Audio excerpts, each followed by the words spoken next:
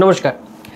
আগের এপিসোডে আমরা কথা বলেছিলাম যে আমাদের বাংলা যে সমস্ত ভাই ও বোনেরা শেয়ার বাজারেতে আসতে চাইছে তারা এই সারদা নারদার সাথে শেয়ার বাজারকে গুলিয়ে ফেলছে কিনা। আজকে আমরা কথা বলবো আমাদের বাজারেতে বিনিয়োগ করতে গেলে 5টা কী মূলমন্ত্র আমাদের মনে থাকা উচিত। হ্যাঁ, আজ এই 5 মূলমন্ত্রে দীক্ষিত হয়ে আমরা চেষ্টা করব বাজারেতে সারা জীবন প্রফিটেবল থাকার। আর আমি আশা রাখি যে এই 5টা মন্ত্র আমরা যদি ভালোভাবে শোনেন, বোঝেন এবং সবথেকে বড় কথা হচ্ছে আপনি যদি অনুসরণ করেন, ডেফিনেটলি আপনারা কিন্তু লাইফে অ্যাজ আ প্রফিটেবল ট্রেডার হিসাবে থাকবেন। আচ্ছা, প্রথমে যেটা আমি কথা বলবো, আপনার পয়সা ইনকামের থেকে শেখার পিছনে বেশি সময় দেওয়া উচিত। কেন কথাটা বলছি? তার কারণ শেয়ার বাজার হলো এমন একটা জায়গা যেখানে আপনাকে অহরহ শিখতে হবে। আপনাকে যেমন কোম্পানির ব্যালেন্স শিট পড়ে শিখতে হবে, যেমন আপনাকে অহরহ কোম্পানির অ্যানুয়াল রিপোর্ট পড়তে হতে পারে, যেমন কোম্পানির অহরহ প্রফিট অ্যান্ড লস স্টেটমেন্ট পড়তে হতে পারে, এরকম নিউজ পড়তে হতে পারে এবং সব সময় একটা ব্যস্ততার মধ্য দিয়ে গিয়ে একটা আপডেট রাখা, এটা শেয়ার বাজারের মূল লক্ষ্য। এতগুলো কথা যে বললাম, এই কথাগুলো শোনার পরে যদি আপনাদের ভয় করে, তাহলে আমি বলবো যে আপনি শেয়ার বাজার করার যোগ্য নয়।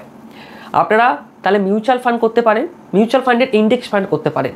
কারণ মিউচুয়াল ফান্ডে অত কিছু আপনার মাথা ব্যথা নেই। আপনার ফান্ড ম্যানেজার রয়েছে, সে একটা খালি দেখে নিলেন যে এই ফান্ডটা ভালো, এই ফান্ডে এত ইনভেস্টমেন্ট রয়েছে, তো এই ফান্ড আমি চুজ করতে পারি, ফান্ড ম্যানেজারের এই কোয়ালিফিকেশান।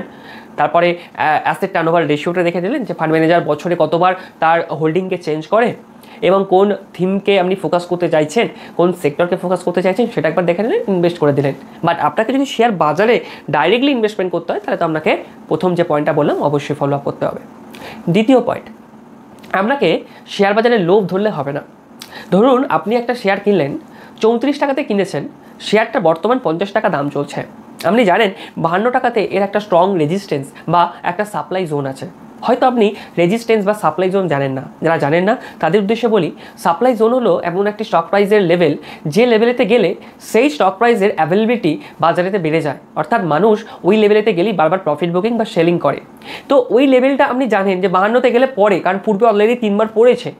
তো আপনি তারপরেও আপনি লোভ ধরে বসে আছেন কেন? কারণ আপনি ভেবে নিয়েছেন মনে মনে আমি আমার টাকা ডবল করব।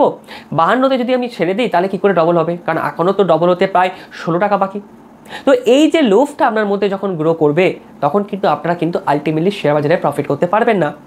এছাড়াও আপনার মনে যদি ভয় তৈরি হয়, ভয় মানে ধরুন আপনি একটি কোম্পানিকে নিয়েছেন বিনিয়োগের জন্য এবং সাময়িকভাবে কোম্পানিটা পড়ছে, তো আপনি কি ভয়ে বেরিয়ে গেলেন, তারপরে দেখা গেল শেয়ারটা উঠে চলে গেল, আপনি আর কখনো ওই শেয়ারেতে এন্ট্রি নিতে পারলেন না।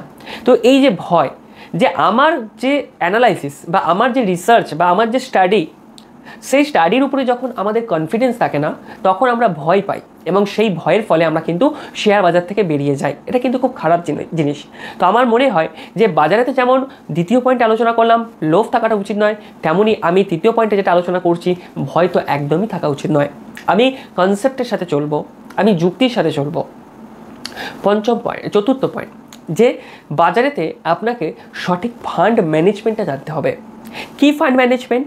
ধরুন আপনি ধরে নিলাম আপনি একজন ছোট বিনিয়োগকারী, মাত্র 10,000 টাকা নিয়ে বাজারে এসছেন এবং আপনি স্বপ্ন দেখছেন এই 10,000 টাকা নিয়ে বাজারেতে কী করবেন?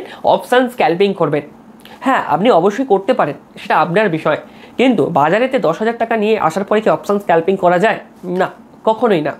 অপশান স্ক্যালপিং আমি অলওয়েজ বলি যে আপনারা আগে সুইং ট্রেডিং বা শর্ট টার্ম ট্রেডিং করেন, তারপরে যে প্রফিটের টাকা আসছে সেই প্রফিটের টাকার উপরে আপনারা রিস্ক নেন এবং সেখানে অপশন স্ক্যালপিং করেন।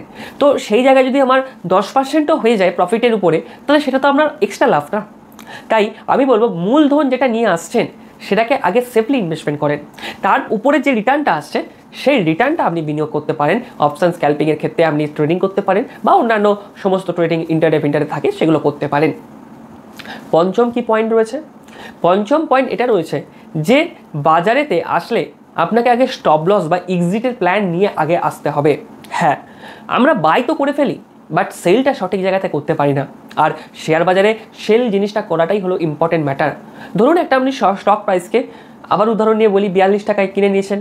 42 টাকা কিনে নেওয়ার পরে স্টক প্রাইসটা 45 টাকা গেল, আপনি হোল্ড করে বসে আছেন কারণ আপনি ভাবছেন যে স্টক প্রাইসটা আরও উপরে যাবে এবং তারপরে দেখা গেল সেই 45 টাকার স্টক প্রাইসটা 42 টাকা তো এলো এবং তাকেও ভেদ করে নিচের দিকে আরও পড়ে গেল এবং তার প্রাইস চলে গেল 38 টাকায়, আপনি এখনও হোল্ড করে আছেন। প্রাইসটা যখন 36 টাকা গেল তখনও আপনি হোল্ড করে আছেন। প্রাইসটা যখন 30 টাকাতে নেমে গেছে তখনও আপনি হোল্ড করে আছেন। তার কারণ আপনি বায়াস হয়ে গেছেন শেয়ারটার প্রতি। তার কারণ আপনি ভাবছেন যে শেয়ার বাজারে এলাম, আসার পরে আমি লসটা করে ফেললাম, আমি যাই হোক আর শেয়ার বাজার করতে চাই না, যেটা নিয়ে এসেছি সেটাকে নিয়ে আমি বেরিয়ে যাব। তো এই যদি বিষয় আপনার মাথায় চলে আসে একবার, তাহলে কিন্তু আপনি ওখানেই আটকে পড়েছেন। তো এই সঠিক জায়গায় লস হয়েছে মানে আপনার ভুল হয়েছে, আর ভুলটাকে আপনাকে স্বীকার করতে হবে, অর্থাৎ আপনাকে স্টপ লস টানতে হবে। যে প্রাইসটা আপনার মনে হচ্ছে যে এই প্রাইসটা লেভেলে নিচে গেলে বাজার এই প্রাইস আরও পড়বে, সেই প্রাইসটাতে আপনি স্টপ লস লাগান এবং আপনার সমস্ত কোয়ান্টিটি বের করে বেরিয়ে আসুন। আপনার এই ভুল আপনাকে কিন্তু অনেকটা সংশোধন করতে সময় দেবে। তাই আমি সবসময় বলি, শেষ একটা কথা দিয়ে শেষ করবো আজকের ভিডিওটা, সেটা হলো ভুল থেকেও শিখতে থাকেন। মানুষ মাত্রই ভুল করে, কিন্তু যে সমস্ত ব্যক্তি সেই ভুল থেকে শিখতে থাকে সেই সমস্ত ব্যক্তির উন্নতি হতে দেখতে পাওয়া যায়। আর এই ভুল থেকে শেখার অপরই নাম একটা হলো অত্যন্ত গুরুত্বপূর্ণ শিক্ষা। কেন বললাম অত্যন্ত গুরুত্বপূর্ণ শিক্ষা? তার কারণটা যে ভুল থেকে আপনি শিখেছেন, এটাই হলো আপনার লাভ। তো থ্যাংক ইউ, দেখা হবে নেক্সট ভিডিওতে। ভালো থাকবেন, সুস্থ থাকবেন। আর যদি ভালো লাগে আমাদের ভিডিও আর এই সমস্ত যে আলোচনা চলছে, তো অবশ্যই কিন্তু চ্যানেলটাকে সাবস্ক্রাইব করে দেবেন।